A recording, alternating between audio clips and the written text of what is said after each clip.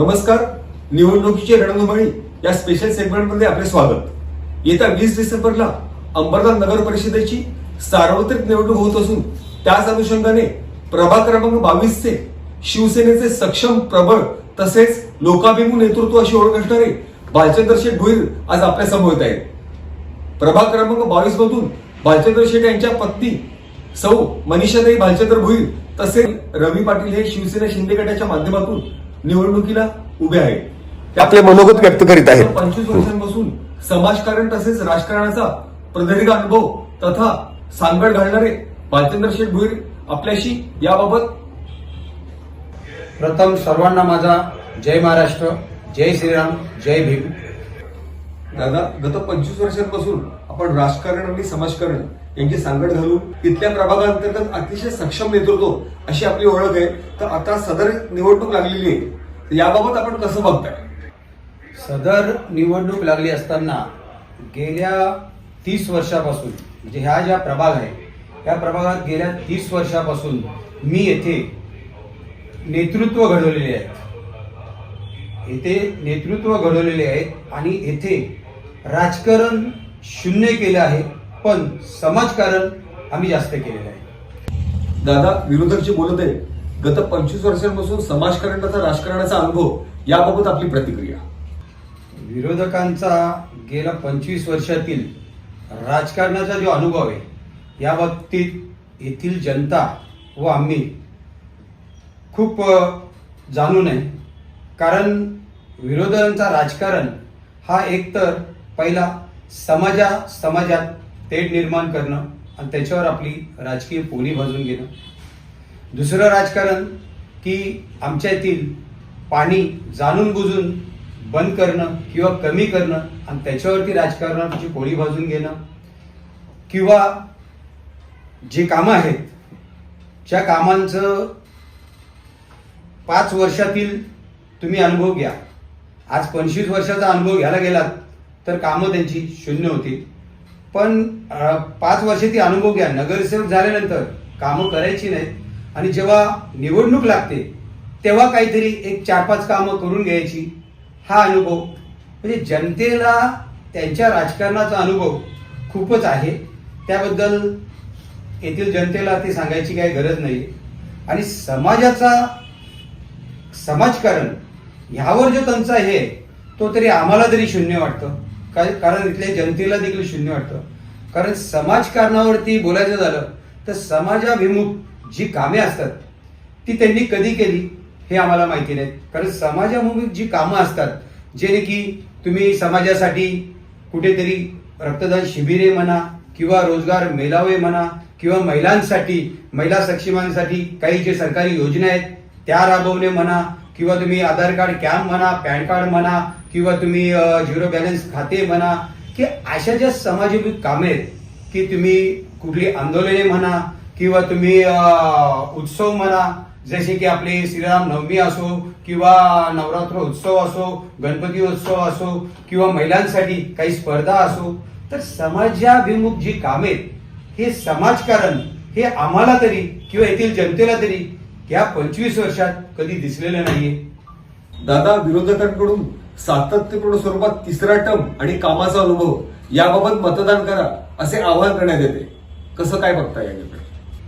तिसरा टर्म आणि कामाचा अनुभव या बाबतीत तर आमचं बारकुपाडा ग्रामस्थ मंडळ, त्यानंतर येथील जनता, येथील नागरिक, भोईरनगर म्हणा किंवा तुम्ही समर्थ चाल म्हणा, परांजपे चाल म्हणा किंवा मेफ्लॉवर म्हणा, शिवगंगा म्हणा, ह्या लोकांना कामाचा अनुभव आणि त्यांच्या तिसऱ्या टर्मचा अनुभव मला वाटतं खूप आला असेल.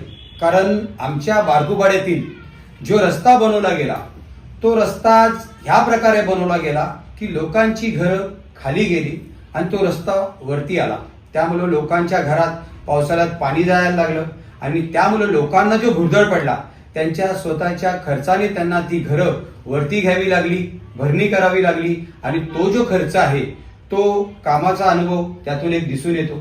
त्यानंतर आमच्याकडे गटारे बनली, त्या गटारांमध्ये पाण्याच्या ज्या लाईन आहेत त्या जैसेच्या तैसे, त्यामुळे पावसाळ्यात ती गटारं तुंबली जातात आणि त्याच्यातला जो पाणी आहे तो सरळ रस्त्यांवरती वाहतो.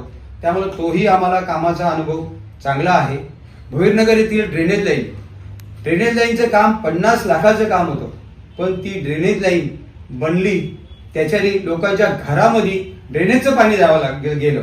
तर हा कामाचा अनुभव येथील जनता व आम्हा सर्वांना चांगलं ठाऊक आहे आणि आम्ही हे अनुभवलं आहे. प्रभागातील नागरिकांच्या ज्या मूलभूत गरजा आहेत, रस्ते, पाणी, शौचालय, दिवाबत्ती, अशा संपूर्ण गरजा प्रभागाच्या माजी नगरसेवक म्हणून आम्ही पूर्ण केल्या, असा जो प्रचार करण्यात येतो, याकडे आपण कसं पाहताय? प्रभागातील नागरिकांच्या ज्या गरजा आहेत त्या मूलभूत गरजा, जसे की रस्ते झाले, पायवाट झाले, गटारे झाले, ड्रेनेज लाईन झाले, याचा अनुभव येथील नागरिकांना भरपूर आहे. पण मी नागरिकांना एक प्रश्न विचारतो की नागरिकांच्या ह्या मूलभूत गरजांच्या व्यतिरिक्त दुसऱ्या गरजा नाही आहेत का? जसे की लोकांचे आधार कार्ड, लोकांचे पॅन कार्ड, लोकांचे झिरो बॅलन्स खाते म्हणा, लोकांचे आयुष्यमान भारत कार्ड म्हणा, महात्मा ज्योतिबा फुले कार्ड म्हणा, ज्येष्ठ नागरिक कार्ड म्हणा, त्यानंतर उत्सव जे आहेत लोकांच्या म्हणजे नागरिकांचे उत्सव जे असतात, जसे की गणपती उत्सव असतो, नवरात्र उत्सव, श्रीरामांची नवमी असते, बाबासाहेबांची जयंती असते, ह्या पण लोकांच्या मूलभूत गरजा नाही आहेत का? तर मी लोकांना हे प्रश्न विचारतो की आपल्या प्रभागातील नगरसेवक गेली 25 वर्ष कार्यरत असताना 25 वर्षात ह्या गरजा कधी त्यांनी पूर्ण करण्याचा विचार आला नाही का? ह्या पण तर लोकांच्या गरजाच आहेत ना. जसे की राशनिंग कार्ड, रॅशनिंग कॅम्प असो, ह्या पण तर लोकांच्या गरजा आहेत. मग ह्या गरजा कधी करण्याचा माजी नगरसेवकांना कधी म्हणजे लोकांच्या ह्या गरजा पूर्ण करण्यासाठी कधी विचार आले नाहीत का? मी लोकांना हा प्रश्न विचारतो की मूलभूत गरजा ह्या लोकांनी सांगून द्यावा आणि अनुभवी नगरसेवकांना याच्यावरती उत्तर लोकांना द्यावे. विरोधक जे आज मूलभूत गरजांवरती बोलत आहेत, पण प्रभागातील जनतेच्या नजरेत आणि आमच्या नजरेत विरोधकांनी काही तुरळक कामं जे 10 वर्षाच्या कालावधीत, ते पण इलेक्शन आल्यावर केलेली आहेत, पण त्या कामांमागे कुठेतरी कॉन्ट्रॅक्टरच्या माध्यमातून जो आर्थिक हितसंबंध जपला जातो त्याच कामावरती त्यांनी लक्ष दिलेलं आहे. समाजासाठी, प्रभागासाठी ज्या कामांची गरज आहे त्या कामांवरती कधीच विरोधकांनी लक्ष दिलेलं नाही. गेल्या 25 वर्षात समाजाभिमुख जी कामं असतात ती एकही त्यांनी केलेली नाही आहेत. दादा, विरोधकांच्या माध्यमातून गत 25 वर्षांतर्गत संघर्षमय प्रवासाचा देखील मुद्दा अधोरेखित करण्यात येतोय, कसं बघताय? संघर्षमय प्रवास, संघर्ष करणारे कोण होते हे येथील जनतेला चांगलं माहिती आहे. आणि नगरसेवक हा संघर्षमय काळात घरात बसला नाही पाहिजे. नगरसेवक हा गेली 10 वर्ष कुठे होता हे त्या नगरसेवकांनी सांगावं. कारण या गेल्या 10 वर्षात त्यांचा प्रवास काळ हा 25 वर्ष असा आहे असे ते सांगतात. पण या गेल्या 10 वर्षात ह्या प्रभागात किती समस्या आल्या, जसे की लोकांची गटारं भरली, पाणी तुंबले, परंपे चालीमध्ये पावसाळ्यामध्ये घराघरात पाणी गेलं, त्यानंतर कोरोना काळ आला. कोरोना काळामध्ये लोकांना वॅक्सिन भेटत नव्हत्या, हॉस्पिटल भेटत नव्हते, लोकांना सिरम घेण्यासाठी लाईन लावायला लागत होती. तर अशा ज्या संघर्षमय काळात नगरसेवकांनी स्वतःवर आलेले प्रसंग विसरून जनतेच्या कामासाठी रस्त्यावर उतरलं पाहिजे. कारण नगरसेवक हा पहिला जनतेचा असतो आणि त्यानंतर तो स्वतःच्या कुटुंबाचा असतो. त्यामुळे संघर्षमय काळात त्यांनी काय केलं हे जनतेनेच हा प्रश्न त्यांना विचारावा आणि त्या प्रश्नाचं उत्तर योग्य ते जनतेनेच द्यावं. व गेली 10 वर्ष दुकाने म्हणजे 25 वर्षात कधी लोकांसाठी कुठे कार्यालय नाही खोललं किंवा आपले प्रतिनिधी लोकांपर्यंत, जर तुमच्यावरती काही प्रसंग आला या तुम्ही स्वतः काही धंद्यात असाल किंवा तुमच्याकडे काही बिझनेस असाल, पण तुम्ही एक लोकप्रतिनिधी आहात आणि लोकप्रतिनिधी असताना लोकांची जी कामे आहेत ते करण्यासाठी तुम्ही तुमचे 2 प्रतिनिधी ठेवले पाहिजेत. एक तुम्ही कार्यालय कुठेतरी स्थापित करायला पाहिजे होता आणि लोकांच्या प्रश्न सोडवण्यासाठी तुमचे प्रतिनिधी तरी तुम्ही ठेवल्यात का 30-35 या 25 वर्षात? तर तुम्ही म्हणता की आम्ही संघर्ष काल, पण या संघर्ष काळात जे जे लोकांनी आज भोगलेलं आहे त्याच्यावरती तुमच्याकडे काही नगरसेवक असताना काही प्रश्न सोडवण्यासाठी माणसं तरी तुम्ही उपलब्ध केली. आज ह्या प्रभागामध्ये जे झाडू मारण्याची खात्याची जी लोक येतात, ड्रेनेज लाईनची जी लोक येतात, ह्याच्यावर तरी तुम्ही नियंत्रण ठेवलं. तर तुम्ही संघर्षमय काळात कधीच दुकान खोललं नाही तुम्ही, पण निवडणूक आली की तुमची दुकानं तुम्ही खोलता आणि निवडणूक झाली की तुम्ही तुमची दुकानं बंद करता. ह्याचा अनुभव येथील जनतेला आहे. महिला सक्षमीकरणाबाबत आपली प्रमुख भूमिका काय आहे आणि विरोधकांच्या माध्यमातून देखील बऱ्याच वेळेला महिला सक्षमीकरणाचा मुद्दा पुढे करण्यात येतोय, याबाबत आपण कसं पाहताय? महिला सक्षमीकरणचा मुद्दा जर पकडला तर महिला सक्षमीकरण ह्याचं ज्ञान जर आजपर्यंत त्यांना आलं असतं तर ह्या प्रभागात महिला सक्षमीकरणचं कार्य खूप जोरात गेलं असतं. नगरसेवक असताना सरकारी ज्या योजना आहेत त्या आजपर्यंत येथील महिलांपर्यंत पोहोचल्या असतील तर ते या इकडच्या प्रभागातील महिलाच सांगतील.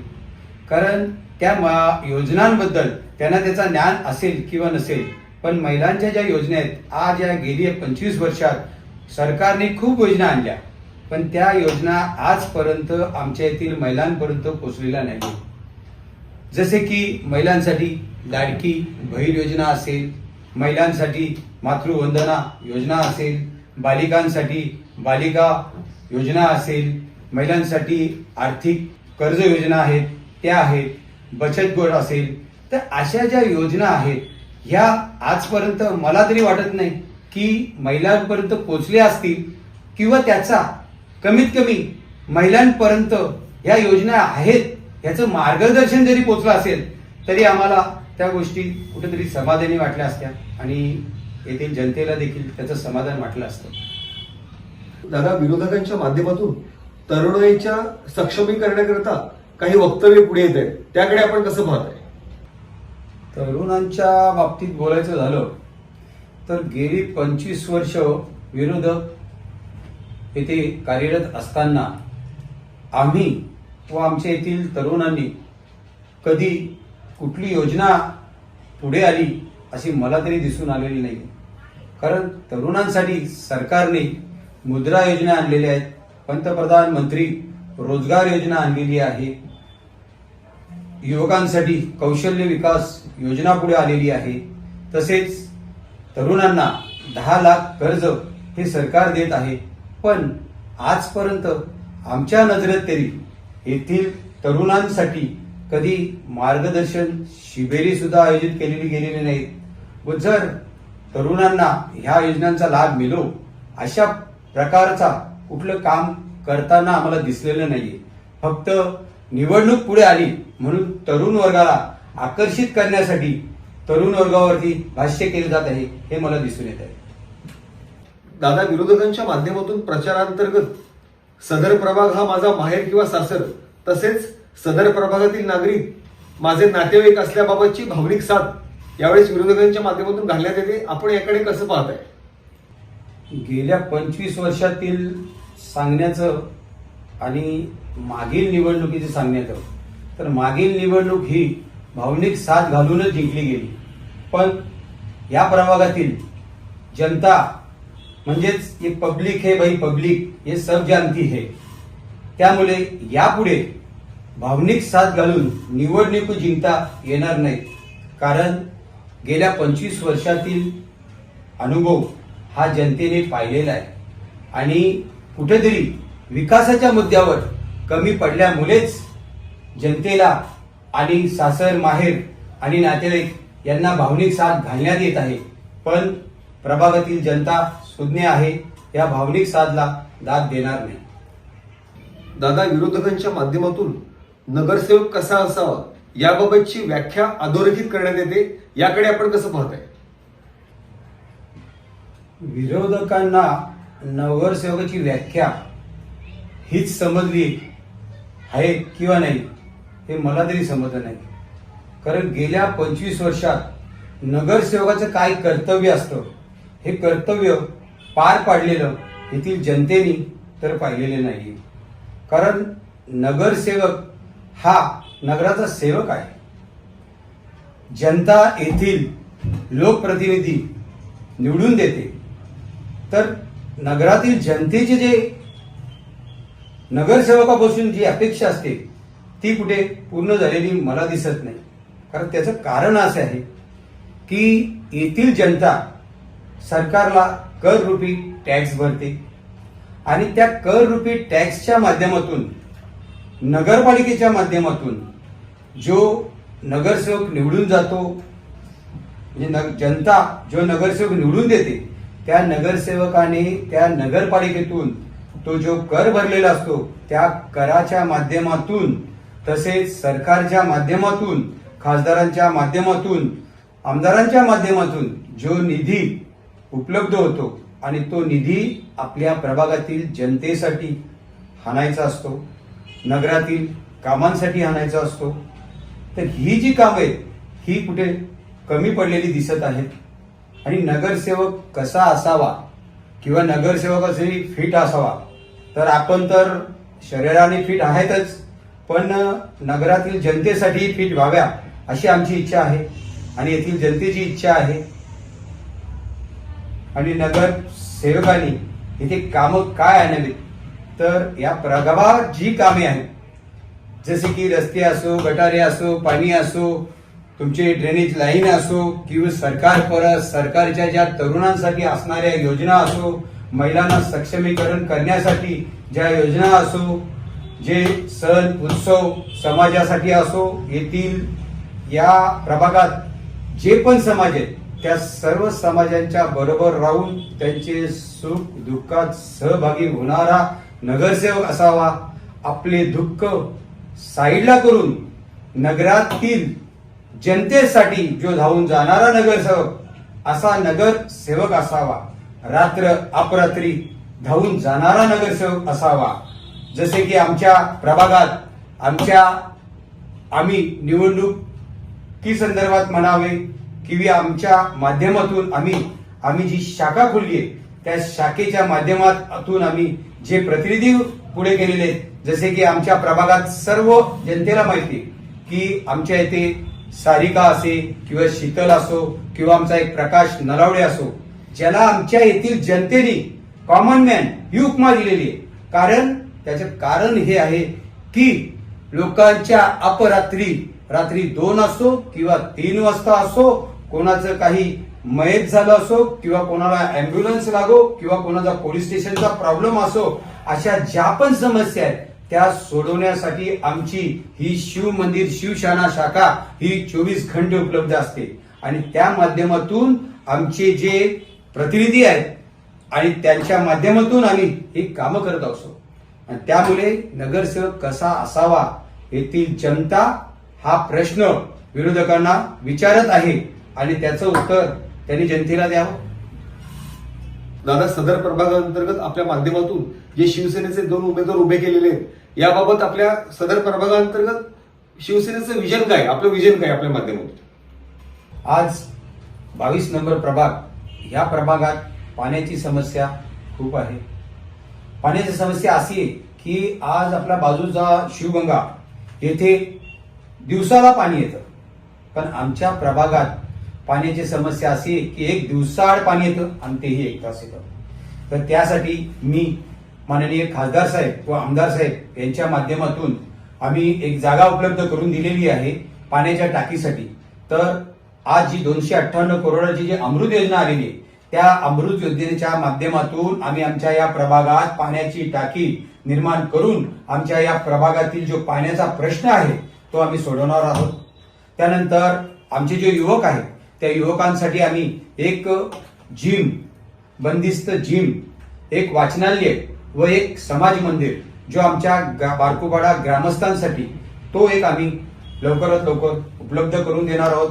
आमचा येथे गोंधळी समाज आहे, त्यांच्या ज्या समस्या आहेत, जसे की त्यांच्या ते पाण्याची समस्या आहे, एक शौचालयाची समस्या आहे, ती लवकरात लवकर आम्ही सोडून घेऊ. त्यानंतर आमच्या प्रभागात विष्णू हाईट, लोकनगरी येथे रस्त्यांची काही प्रॉब्लेम आहेत, गटाराचे काही प्रॉब्लेम्स आहेत, ते देखील आम्ही लवकरात लवकर सोडू. त्यानंतर आमचा भुईनगर आहे, इथे ड्रेनेजचे जे प्रॉब्लेम आहे तो खूप मोठा आहे. तर त्याच्यावरती आम्ही एक चांगला प्लॅनिंग करून आर्किटेक्टच्या माध्यमातून, इंजिनिअरच्या माध्यमातून एक चांगला प्लॅनिंग करून ती जी समस्या ड्रेनेजची ती कायमस्वरूपी आम्ही सोडवणार आहोत. त्यानंतर नितीन नगर आहे, त्यानंतर परिवास पारिजात आहे, फार्मिंग सोसायटीचा सिमेंट कॉन्क्रीटचा रस्ता असेल, त्यानंतर मेळफ्रावरची पाणी समस्या असेल, त्यानंतर शिवगंगातील जे आज रस्ते आहेत, जे की आज ऋषिकेश समोरील सिमेंट कॉन्क्रीटीकरण रस्ता असेल, आतील जे रस्ते असतील, त्यानंतर पाण्याची काही समस्या असेल, तर ज्या काही समस्या आहेत आणि त्या प्रभागात जे आरक्षित प्लॉट आहेत त्याच्यावरती जे आम्ही वचननाम्यामध्ये जे आम्ही नमूद केलेले आहेत या सर्व गोष्टी आम्ही पूर्ण करणार आहोत. आणि त्या पण आम्ही आमचे खासदार साहेब आणि आमदार साहेब आणि शहर प्रमुख यांच्या माध्यमातून लवकरात लवकर त्या समस्या आम्ही सोडवणार, ही तुम्हाला सर्वांना मी शाश्वती देतो.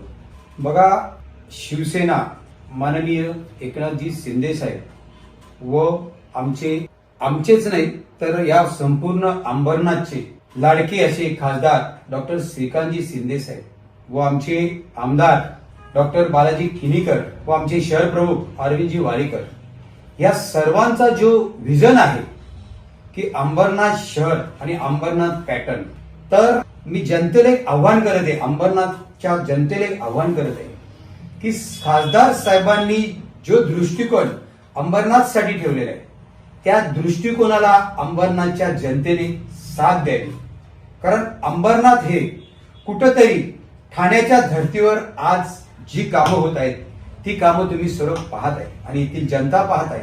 जसे की आज शिवमंदिरचा जो कॉरिडॉर आहे तो आज उज्जैनच्या धर्तीसारखा जो कॉरिडॉर बनणार आहे.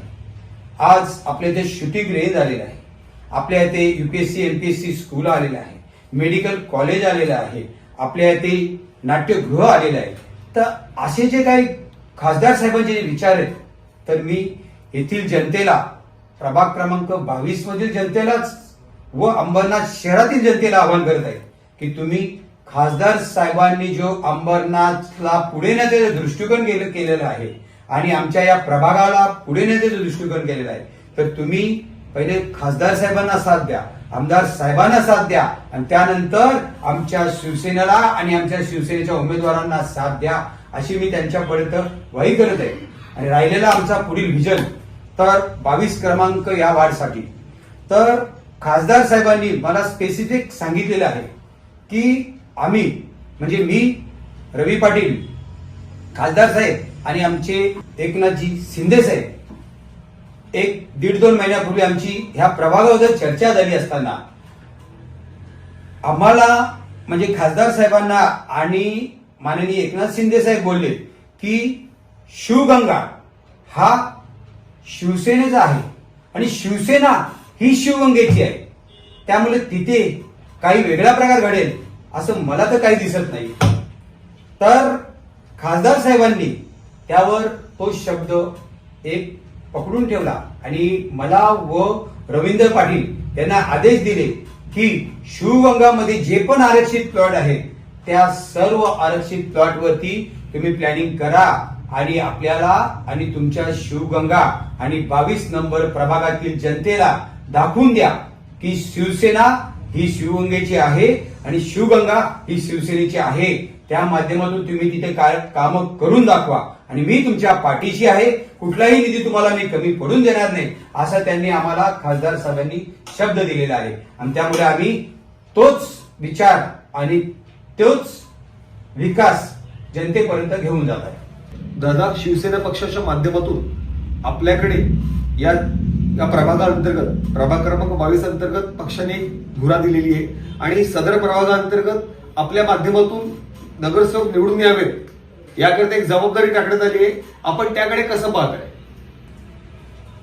आम्ही 22 क्रमांक प्रभाग याकडे मी आज असं पाहत आहे की यातून शिवसेनेने माझ्यावरती जी जिम्मेदारी दिली की या प्रभागातील दोन्ही उमेदवार जास्तीत जास्त मताधिक्याने कसे निवडून यावे, यासाठी माझ्यावरती जी जिम्मेदारी ती आम्ही पूर्णपणे पार पाडणार आहोत. पण या प्रभागासाठी आम्ही आमची पुढची जी वाटचाल असेल आणि या पुढील या आधी केलेली कामांची जी वाटचाल असेल ही तर येथील जनतेला माहिती आहेच. व ह्या प्रभागातून आमचे जे निवडणूक नगरसेवक पदासाठी उभे राहिलेले जे पण उमेदवार आहेत त्या उमेदवारांना संपूर्णपणे निवडून आणण्यासाठी आमच्या ह्या प्रभागातील जनता, महिला, जास्त करून महिला वर्ग आणि प्रभागातील जनता यांनीच तो विचार केलेला आहे की या वेळेस भालचंद्र भोईर प्रतिष्ठानचे उमेदवार आणि शिवसेनेचे उमेदवार हेच आम्ही जास्तीत जास्त मताधिकाने निवडून आणू असा त्यांनी पण केलेला आहे आणि त्यामुळं आमचे उमेदवार हे जास्तीत जास्त मताधिकाने निवडून येतील याची मी तुम्हाला ग्वाही देत आहे.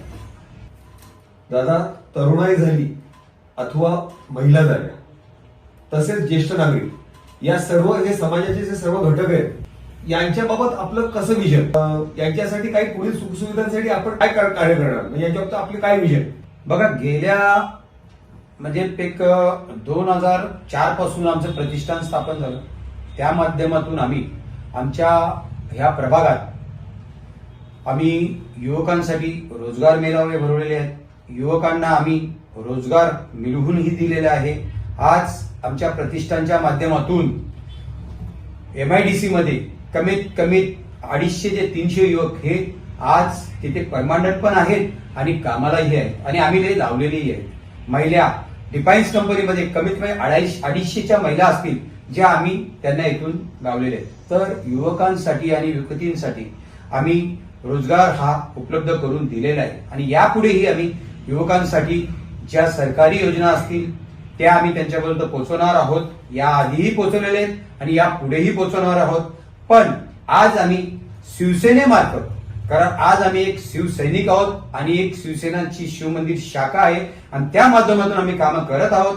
तर त्या माध्यमातून आम्ही युवकांचे जे पण प्रश्न असतील ते सोडवण्यात येतील व त्यांच्या रोजगाराचा संबंधी जे प्रश्न असतील ते आम्ही सोडवणार आहोत. राहिला मुद्दा महिलांचा, तर महिलांसाठीही आज या पूर्ण प्रभागात 1350 महिला या माझ्या हाताला रक्षाबंधन करतात. तर त्या रक्षाबंधन करताना आम्ही महिलांसाठी लाडकी बहीण योजना ही आम्ही सरकारच्या माध्यमातून आणि आमचे सर्व महिलांचे लाडके बंधू माननीय एकनाथ शिंदे साहेब त्यांची ही योजना ही आम्ही आजपर्यंत आमच्या या प्रभागात 834 महिलांपर्यंत ती पोहोचवलेली आहे व यापुढेही सरकारच्या ज्या योजना आहेत त्या आम्ही जशा की पेन्शन योजना असो, ज्येष्ठ नागरिक योजना असो, त्यानंतर महिलांचा बचत गट असो, या सर्वांपर्यंत आम्ही ह्या ज्या महिलांच्या ज्या म्हणजे महिलांसाठी जे सक्षमीकरण करण्यासाठी ज्या योजना असतात त्या आम्ही पोहोचवलेले आहेत. आणि आमच्या ह्या शिवमंदिर शाखेत 2 महिला आहेत पण त्यांना सहकार्य करण्यासाठी आणि आमच्या प्रतिष्ठानला आणि आमच्या शिवसेनेला सहकार्य करण्यासाठी या प्रभागातील माझ्या बहिणी ज्या आहेत त्या खूप सक्षम आहेत आणि त्यांना जर कुठले आदेश आले आमचे आणि त्या माध्यमातून त्या बहिणी ह्या कार्यरत होऊन या येथील महिलांना सक्षमीकरण करण्यासाठी, योजना पोहोचवण्यासाठी त्या त्यांच्या घरातून देखील ह्या योजना लोकांपर्यंत पोहोचवलेल्या आहेत. जशी की लाडकी बहीण योजना 834 महिलांपर्यंत पोहोचवली, तर त्यासाठी आमच्या या प्रभागातील माझ्या बहिणींचा योगदान आहे आणि त्यांच्या माध्यमातूनच आम्ही आज ही योजना जास्तीत जास्त घरात आणि जास्तीत जास्त महिलांपर्यंत आम्ही पोहोचवलेली आहे. आणि त्यामुळे महिलांना सक्षमीकरण करणं हे आम्ही कार्य केलेले आहे. आणि यापुढेही आम्ही एक आमचा MIDC मध्ये एक प्लॉट आहे, त्या प्लॉट वरती आम्ही एक स्वतंत्र अशी एक महिलांसाठी रोजगार उपलब्ध व्हावा यासाठी आम्ही एक योजना आणणार आहोत आणि एक त्यांच्यासाठी एक असं काहीतरी असं एक काम आणणार आहोत की त्याच्या माध्यमातून महिलांना तिथे रोजगार मिळाला जाईल. आणि ती रोजगारांची जी भूमिका असेल ती माझी पत्नी मनीषा भोईर आणि आमचा शिवमंदिर शाखा आणि शिवसेना आणि खासदार साहेब यांच्या माध्यमातून आम्ही ती योजना लवकरात लवकर महिलांसाठी आणू. दादा, येत्या 20 डिसेंबरला अंबरनाथ नगर परिषदेअंतर्गत आपल्या नेतृत्वात शिवसेनेच्या माध्यमातून जे उमेदवार उभे करण्यात आलेले आहेत, आपण मतदारांना आव्हान कसं कराल? मी अंबरनाथ शहरातील मतदारांना व 22 नंबर प्रभागातील मतदारांना आवाहन करत आहे की त्यांनी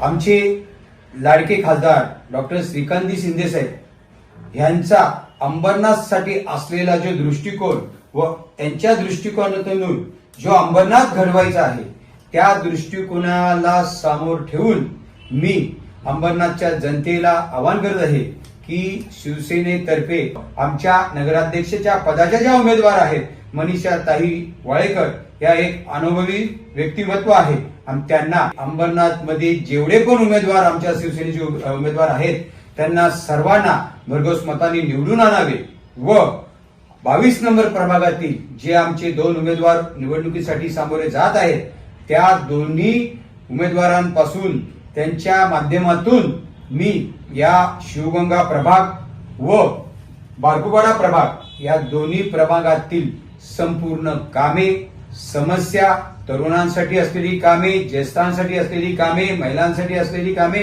ही सर्व कामे आणि या सर्व योजना, सरकारच्या योजना ह्या आम्ही प्रत्येक या आमच्या प्रभागातील संपूर्ण जनतेपर्यंत पोहोचवून ती कामे त्यांच्या आशीर्वादाने आणि जनतेच्या आशीर्वादाने हे दोन्ही उमेदवार भरघोस मतांनी निवडून येतील. कारण ह्या प्रभागातील जनतेनेच ठरवलेलं आहे की ह्या उमेदवारांना भरघोस मतांनी निवडून आणावे आणि हे जे उमेदवार दिलेले हे जनतेने दिलेले उमेदवार आहेत. त्यामुळे आम्हाला पूर्णपणे शाश्वती आहे आणि मी देखील त्या जनतेला शाश्वती देत आहे की जे तुम्ही आमच्याकडे बघून, आमच्या या उमेदवारांना आणि शिवसेनेकडे बघून आणि खासदार साहेबांकडे, आमदार साहेबांकडे आणि शहर प्रमुखांकडे बघून शनी तुम्ही जे या उमेदवारांना निवडून आणणार आहात, तर तुमचे जे विचार आणि तुम्ही जे आमच्यापर्यंत ज्या अपेक्षा केलेल्या आहेत, कामांच्या अपेक्षा म्हणा, विकासाच्या अपेक्षा म्हणा किंवा रोजगाराच्या अपेक्षा म्हणा किंवा योजनांच्या अपेक्षा म्हणा, या पूर्णपणे आम्ही जनतेपर्यंत पोहोचवणार आणि आमच्या उमेदवारांच्या पासून आम्ही ते करून घेणार.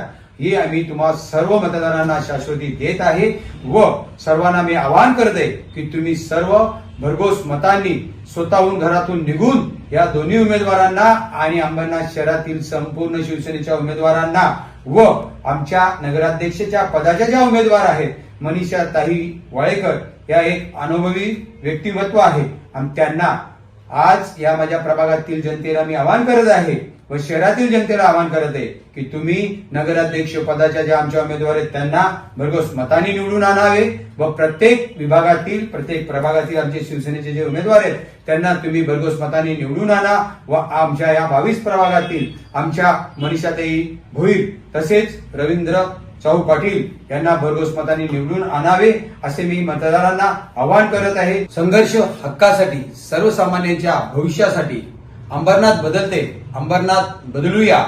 चला सर्व मिळून मतदान करूया.